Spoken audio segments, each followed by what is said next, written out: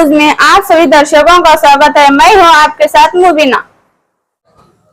कर्नाटक राज्य ವಕೀಲರ ಸಂಘದಲ್ಲಿ ಇರುವಂತ ಒಬ್ಬರ ಸದಸ್ಯರು ಶ್ರೀ ಸದಾಶಿವ ಸುಬ್ಬಾರೆಡ್ಡಿ ಅವರ ಮೇಲೆ 16/4/2025 8:30ಕ್ಕೆ ಅಪರಿಚಿತ ದುಷ್ಕರ್ಮಿಗಳು ಮಾರಣಾಂತಿಕ ಹಲ್ಲೆಯನ್ನು ಮಾಡಿದ್ದಾರೆ. ಅದರ ಪ್ರಯುಕ್ತ ನಾವು ಇವತ್ತು ಬಿಜಾಪುರ ವಕೀಲರ ಸಂಘದಿಂದ ಎಲ್ಲ ಸದಸ್ಯರನ್ನು ಕರೆದು ಮೌನ ಮತ್ತು ಸಾಂಕೇತಿಕ ಪ್ರತಿಭಟನೆ ಮಾಡುವ ಸಲುವಾಗಿ ರೆಡ್ ರಿಬ್ಬನ್ ಅನ್ನು ಬಲಗೈ ತೋಳಿಗೆ ಎಲ್ಲ ವಕೀಲರ ಸದಸ್ಯರಿಗೆ ಕಟ್ಟಿಕೊಂಡು ಕೋರ್ಟಿನಲ್ಲಿ ಒಂದು ಮೌನ ರೀತಿ ಇದು ದುಷ್ಕರ್ಮಿಗಳು ಮಾಡಿದಕ್ಕೆ ಅವರನ್ನ ಬಂಧಿಸಬೇಕಂತೇಳಿ ನಾವು ಆ ರೆಡ್ ರಿಬ್ಬನ್ ಅನ್ನು ಬಲಗೈ ಕಟ್ಟಿಕೊಂಡಿದ್ದೇವೆ.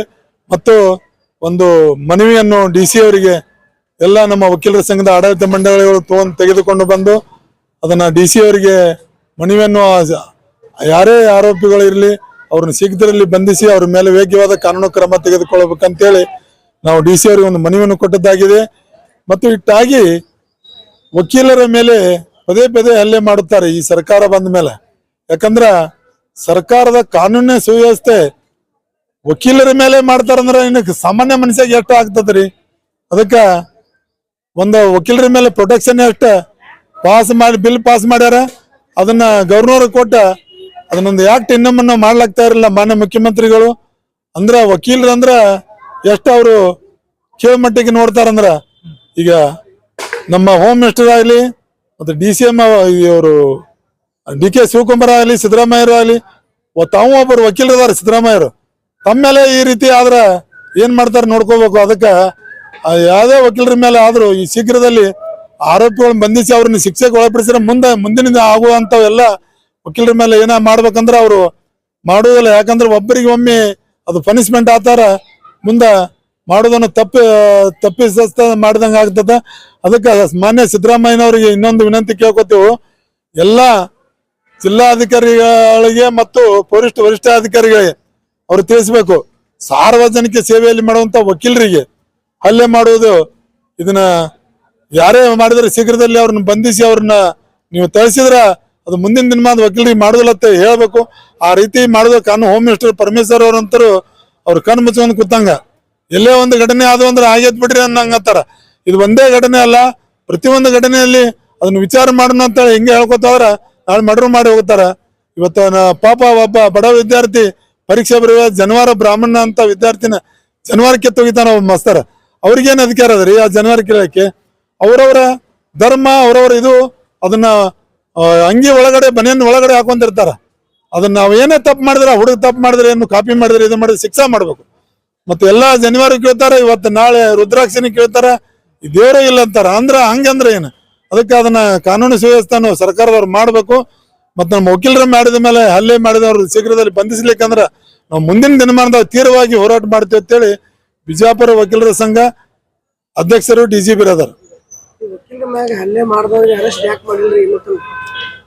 ಅದೇ ಕಾನೂನು ಸುವ್ಯವಸ್ಥೆ ಸರಿ ಇಲ್ಲ. ಸರ್ಕಾರದವರು ಅದ್ರ ಲೋಪದೋಷಗಳು ಅವರು ಸ್ಟಿಕ್ ಆಗಿ ಇವ್ರು ಬಂಧಿಸ್ರಿ ಇಂಥವ್ರನ್ನಂತ ಹುಡುಕ್ಯಾಡಕ್ ಹಚ್ಚಿದ್ರ ಅವರು ಇಮಿಡಿಯೇಟ್ ಆರೋಪಿಗಳನ್ನ ಬಂಧಿಸ್ತಾರ. ಯಾವುದೇ ಅವ್ರ ಮೇಲೆ ಆದ್ರ ಎಷ್ಟು ಜಲ್ದಿ ಅದನ್ನ ರಿಯಾಕ್ಷನ್ ತಗೋತಾರ. ಅದಕ್ಕೆ ತಮಗಾದ್ರೆ ಗೊತ್ತಾಗ್ತದೆ. ಇದು ಎಲ್ಲಾ ಕಾನೂನು ಕಲ್ತಂತವ್ರು ಅದಾರ ಅಲ್ಲಿ, MLA ಮಂತ್ರಿಗಳಾಗಲಿ, ಕಾನೂನು ಮಂತ್ರಿ ಇದನ್ನ ಆಕ್ಷನ್ ತಗೋಬೇಕಾಗಿತ್ತು. DGP ಅದರ ವಕೀಲರು ಸಂಘದ ಅಧ್ಯಕ್ಷರು. ಬೆಂಗಳೂರಲ್ಲಿ ಸದಾಶಿವ ರೆಡ್ಡಿ ಅವರ ಮೇಲೆ ಒಂದು ಮಾರಣಾಂತಿಕ ಹಲ್ಲೆ ಮಾಡಿದ್ರು. ಆ ದುಷ್ಕರ್ಮಿಗಳು ಯಾರಂತ ಕಂಡು ಬಂದಿಲ್ಲ. ನಾವು ಬಿಜಾಪುರ ವಕೀಲ ಸಂಘದಿಂದ ಶ್ರೀ DGP ಅವರ ಅಧ್ಯಕ್ಷರ ನೇತೃತ್ವದಲ್ಲಿ ನಾವು ಇವತ್ತು ಮೌನ ಪ್ರತಿಭಟನೆ ಮಾಡಿದ್ದು, ಕೈಗೆ ರಿಬ್ಬನ್ ಕಟ್ಟೋ ಮೂಲಕ. ಅಂದ್ರೆ ಏನ್ರಿ, ವಕೀಲರಂದ್ರೆ ಏನ್ರಿ ಒಂದು ಸೋಷಿಯಲ್ ವರ್ಕರ್, ಅವರು ಸಾಮಾಜಿಕ ಕಳಕಳಿ ಇರುವಂತವ್ರಿ. ಮತ್ತು ಡಾಕ್ಟರ್ಸ್ ಆಗ್ಲಿ, ಮತ್ತು ಇಂಜಿನಿಯರ್ಸ್ ಆಗ್ಲಿ, ಪೊಲೀಸರಾಗ್ಲಿ, ಎಲ್ಲ ಅಂದ್ರೆ ಸಮಾಜದಲ್ಲಿ ಒಂದು ಸೋಷಿಯಲ್ ವರ್ಕ್ ಮಾಡೋರು. ಅವ್ರಿಗೇನ್ರಿ ರಕ್ಷಣೆ ಬೇಕ್ರಿ. ಮನುಷ್ಯ ಪ್ರತಿಯೊಂದರ ರಕ್ಷಣೆ ಬಿಡ್ತಾನ್ರಿ. ಪಂಪ್ ಒಂದ್ ಕಡೆ ಹೇಳ್ತಾನ್ರಿ, ಛಲಂ ಕುಲಂ ಬಲಂ ಕುಲಂ ಅಭಿಮಾನಂ ಕುಲ ಅಂತೇಳಿ. ಛಲ ಒಂದು ಜಾತಿ, ಬಲ ಒಂದು ಜಾತಿ, ಅಭಿಮಾನ ಒಂದು ಜಾತಿ ಅಂತೇಳಿ. ನಾವು ಜಗತ್ತಿನ ಎಲ್ಲಿದ್ರೆ ವಕೀಲರೇ. ವಕೀಲರಿಗೆ ನಾವು ಕೂಗು ಹಾಕೋರೆ. ಸರ್ಕಾರ ಏನ್ರಿ ಹೆಸರಿಗೆ ಮಾತ್ರ ಏನ್ರಿ ವಕೀಲ ರಕ್ಷಣಾ ಬಿಲ್ ಅಂತ ಪಾಸ್ ಮಾಡಿದ್ರಿ.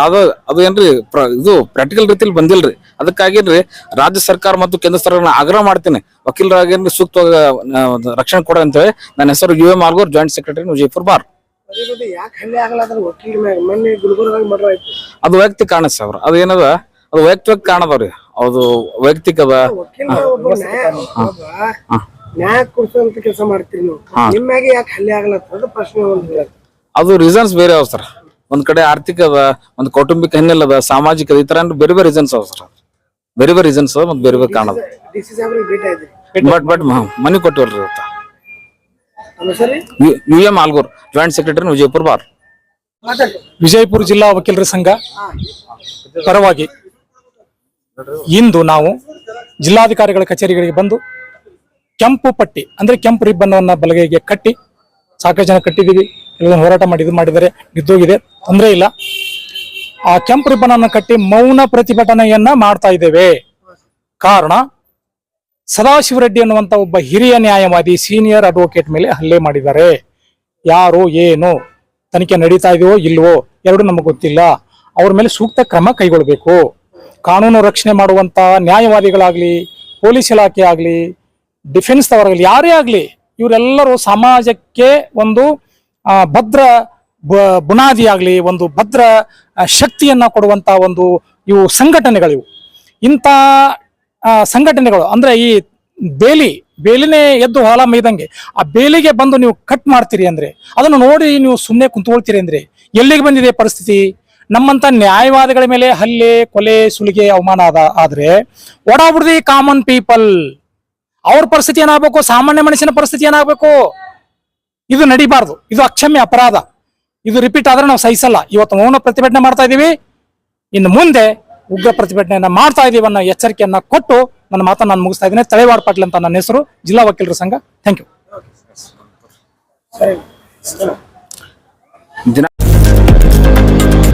लेटेस्ट न्यूज अपडेट्स के लिए YouTube एक्सप्रेस को सब्सक्राइब कीजिए, साथ में बेल आइकॉन को भी क्लिक कीजिए, साथ ही साथ लाइक, शेयर और कमेंट करना ना भूलिए।